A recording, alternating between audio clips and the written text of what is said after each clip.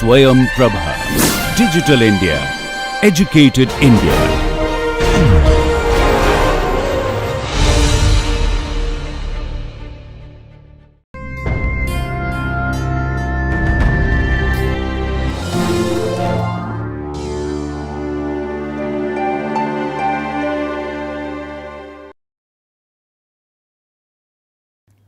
When we discussed stress, we discussed about sign convention. Similarly, we are going to discuss about sign convention for normal strain. It looks very obvious, but there is a subtle point here. The sign convention for strain goes in line with the sign convention for stress. Let us see how does it reflect here. Now, if you take a solid object and apply a tensile stress is pulling away, and according to our sign convention, tensile stress are positive, okay, on a positive phase along positive axis. So, they represent positive stresses. When you apply a tensile stress, what happens to the length? The length will increase, and what will be the normal strain? It will be a positive value, okay, and that is what we are seeing here. Normal strain was defined this way: epsilon n limit q tending to p, delta s tending to 0, the change in length delta s star minus delta s by delta s. Okay. Now, as we have seen now, if you subject a object to a tensile stresses are positive, because on a positive x phase the force is along positive x axis, negative x phase force is along negative x direction, and of course tensile forces are positive, and that results in an expansion. So, delta s star will be larger than delta s, you will result in a positive normal strain. So, we can conclude that positive normal stress, tensile stress, produces positive normal strain. Negative normal stress, what does it mean? Suppose you apply a compressive stress, the length will decrease. When length decreases, delta s star will be less than delta s, this will be a negative value.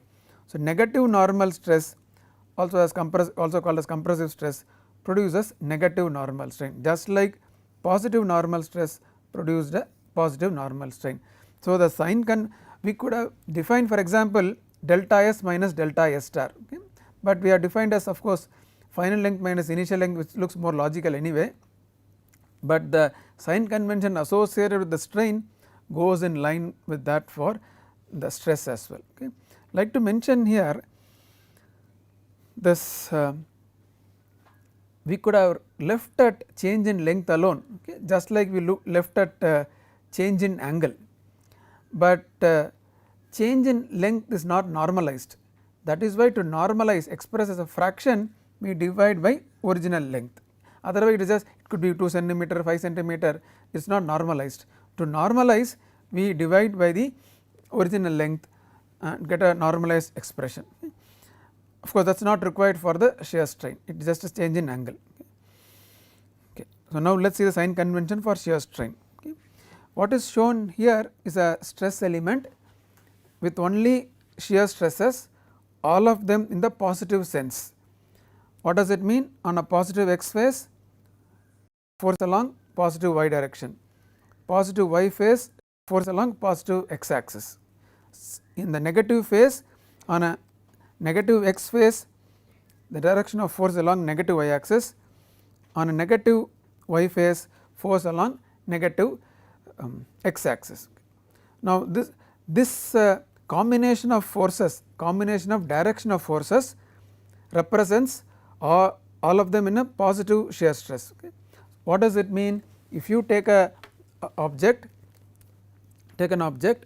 your shear stresses will, the forces will act in this direction, and here they will act in this direction. What will happen? It will make the object to shear in this way, that is what is shown here, which means the angle which was originally 90 degrees will now decrease, and we know that from the definition of shear strain, that the decrease in angle results in a positive shear strain. Okay. So, positive shear stress results in a positive shear strain. Okay. I will just repeat it. We are considering shown a stress element here, 2D stress element with all the shear stresses in the positive sense. When you represent in positive sense, the forces are such a way, if you have a cube, they act in this way and here in this way. So, they make the cube such a way that this angle which was originally 90 degrees will now reduce, and that is what is shown here. According to our definition of shear strain, the shear strain is 90 degrees minus the final angle, and the final angle is reduced. So, the shear strain is positive. So, positive shear stresses result in positive shear strain, and that is what is shown here as well. The stresses are shown in the positive sense, and that is what this indicates, positive shear stress. What does it result in? Positive shear strain. Okay. Now, and that is the first statement we make here, positive shear stress produces positive shear strain, just of course decrease in angle or acute angle. Okay. Now, let us discuss the reverse condition, and that is what is shown here. Now, all the shear stresses are negative here. Why? On a positive phase the force is along negative direction, on a negative phase the force is along positive direction. Similarly, here also on a positive phase force along negative direction, on a negative phase force along positive direction. So, the action of forces according to this direction are all negative shear stresses. So, you have a cube and they act in this direction. So, now what will happen? This angle will increase, it will become an obtuse angle. What will happen if you have an obtuse angle? You have pi by 2, this is an obtuse angle. So, you have a negative shear strain. So, negative shear stress results in negative shear strain. So, okay, that is the statement. Next statement, negative shear stress produces negative shear strain or increase in angle or obtuse angle. The important point in these two slides is that the sign convention for stress and strain are related. The sign convention is such a way that what we have adopted is that positive stresses result in positive strain, be it normal or shear. Okay. That is the conclusion from these two slides. Okay. Let us take an example of stretching of a wire. This example is to illustrate the calculation of local strain. You would have done the same example. You are given a wire, you are given the initial length, you will be given the final length, you will find difference in length divided by original length. You would have calculated strain, that gives the average strain over the entire length. But now we are going to apply our expression, our definition of local normal strain, and going to see how local strain varies locally along the length of the wire. Okay, that is the example. Let us read this. A wire of finite length L initially lying in the x direction, So, initially your wire is along the x axis, is stretched along a rigid track which is a parabola. So, you are stretching it along this track, which is a parabola which is given as y of x equal to b x squared. All points of the wire displaced in the y direction only. What does it mean? If you have a point here, it will move straight away in the vertical direction only. If a point here, it moves in the vertical direction only. That is for simplicity. All points of the wire displace in the y direction only. Compute the strain at all points of the wire. That is the difference between what you already know and what we are discussing now. Okay. So, let us do that. Let us start with the definition of normal strain. Epsilon n p is equal to change in length by original length, of course limit q tending to b delta s tending to 0. Now, we are considering the wire which is lying originally along the x axis. So, our delta s star is the final length, initial length is delta x because along the x axis, similarly initial length is delta x, and instead of delta s tending to 0 I write as delta x tends to 0, and instead of n I write as epsilon xx. We said for the normal strain of line elements along x axis are denoted as epsilon x, in the two subscript notation they are epsilon xx, and that is what is shown here. Taken a small line element along the wire in the original configuration, that has become delta S star in the deformed configuration. This is the undeformed configuration or initial state of wire. This curve, the parabola, is the final configuration of the wire or the deformed configuration. We are told that every point gets displaced only vertically. So, that is why this vertical line shows this point moves vertically up, this point moves vertically up. So, what happens, this length delta x becomes this length delta S star. So, our definition is delta S star, the final length minus the original length divided by original length in the limit of delta x tending to 0. Why do you do that? We get a point value of the normal strain, and the nomenclature is epsilon xx. Okay. We will have to evaluate this formula, we will have to evaluate this expression, that is what we are going to do now. Now, this portion is shown here, and because we are considering a small segment of the wire, you can approximate this delta S star to be a straight line, and the x axis distance delta x, let us call the y axis distance as delta y. Okay. So, delta x is the that we already seen, length of infinitesimal segment, we are taking a small segment of wire in the initial position, okay, and delta S star, as we have discussed, the deformed length of segment, okay, of the wire when stretched, which is called as the final configuration. Okay. So, from this figure we can write delta S star as square root of delta x squared plus delta y squared. Let us divide by delta x squared and take out delta x, and we get this expression. Now, we substitute this expression in this definition of normal strain, epsilon xx is equal to limit delta x tending to 0.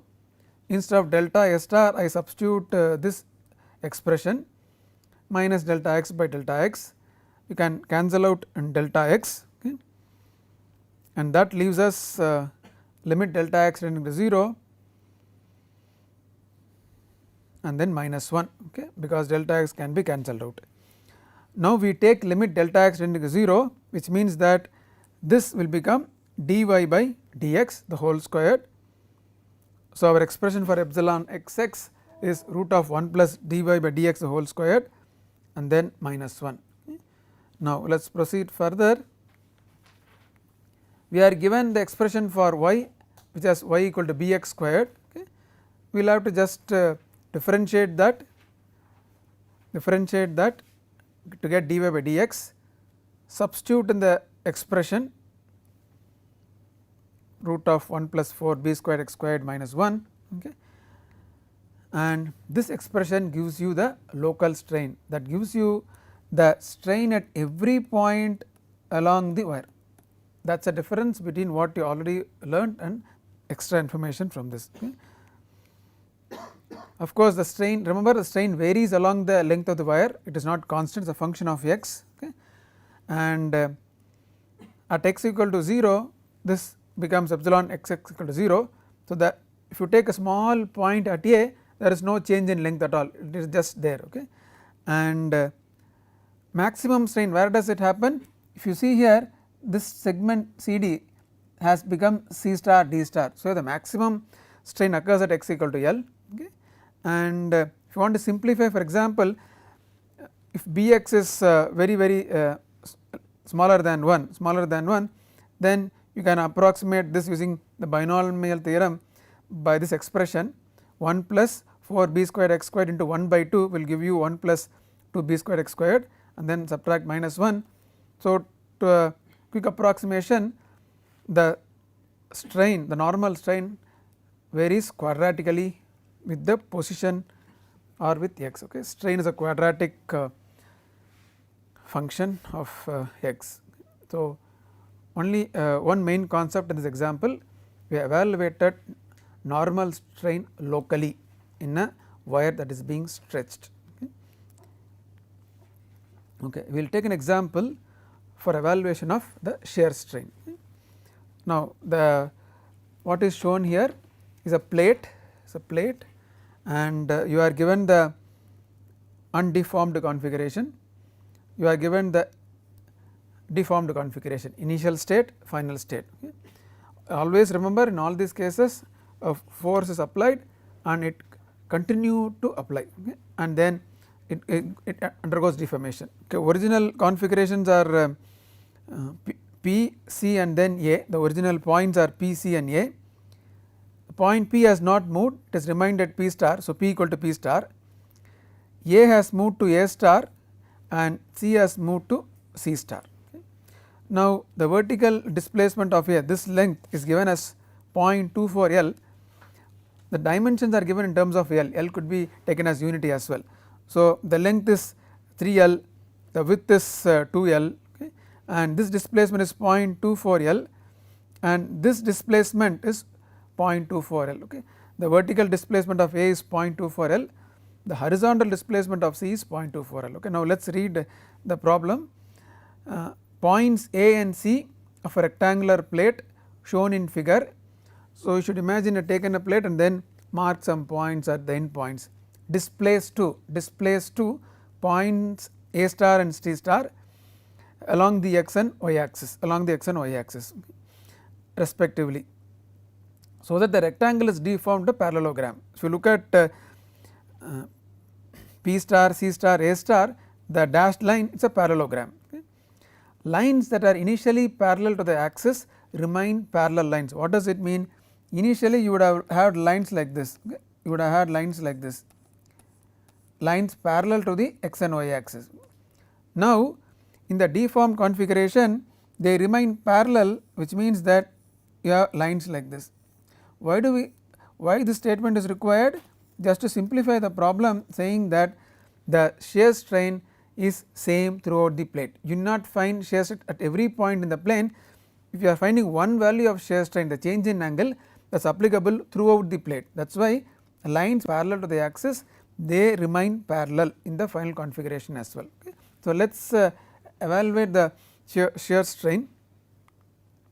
Let us start with the definition of shear strain.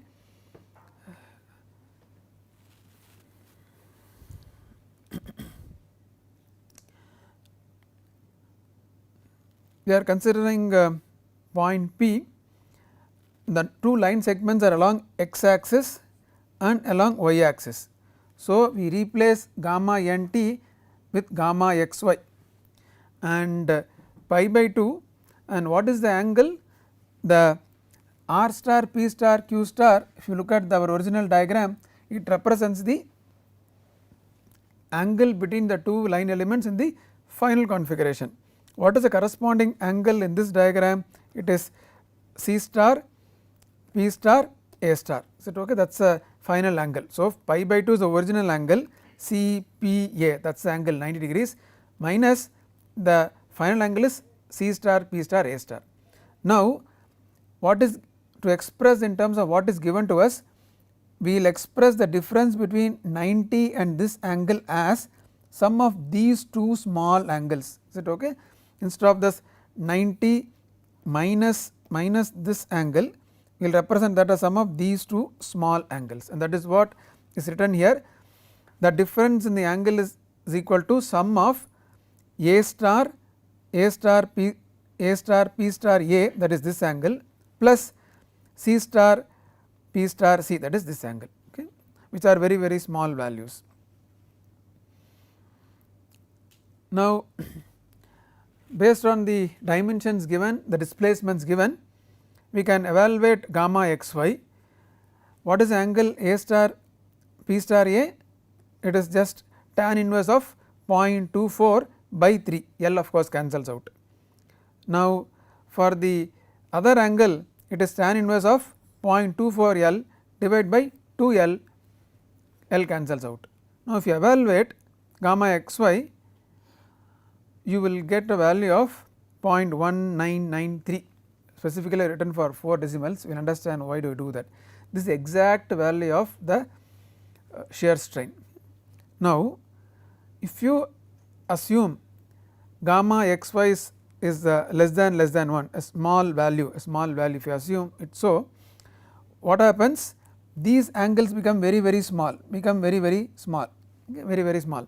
Angles between sides of, see, when you remember we discussed rigid body and then deformable body. You can quickly approximate bodies to be rigid, but we are discussing deformable bodies, that is we are discussing about strain etc. And I told you if you apply megapascal of force per area, the change in length will be very small value of millimeter or 10 power minus order of 10 power minus 6 meters, will be in terms of microns. Similarly, if you apply megapascal of let us say shearing force, the angle change will also be very small, okay. That is why we are discussing the assumption of gamma xy being less than 1, which means that these angles will be very small. So, assuming gamma xy less than 1, angles between sides of parallelogram and x and y directions are small. What are the angles? These angles are very small. Now we know that for alpha less than 1, any angle less than 1, tan alpha is equal to alpha, which means that alpha is equal to tan inverse of alpha. So, instead of taking tan inverse, I can straight away use 0.24 by 3, similarly here 0.24 by 2. Let us do that and see what is the value. So, gamma xy is 0.24 by 3 plus 0.24 by 2, you get a value of 0.2000. Now, this is the exact value. Why? We have taken tan inverse. This is an approximate value. Why? We have not taken tan inverse, but look at the error, a very small error of 0.35% is introduced. We will be using as we go along only this value, it is almost there, almost accurate, only a small error is introduced, and we will be following this second approach as we go along. Just to illustrate numerically why do we do that, you will understand later on, okay. So, we have found exact value of shear strain, an approximate value, but that is a very good approximation for the exact value, okay.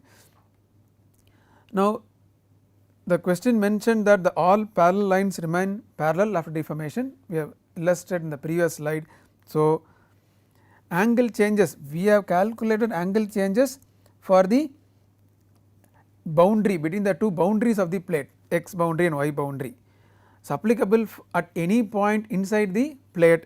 So, the angle changes are same at all points in the plate, that is why if this is not given, then we cannot come to that conclusion.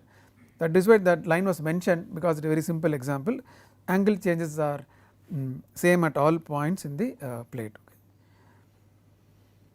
And which means that the shear strain is constant throughout the plate, okay. Angle changes are nothing but shear strain, okay.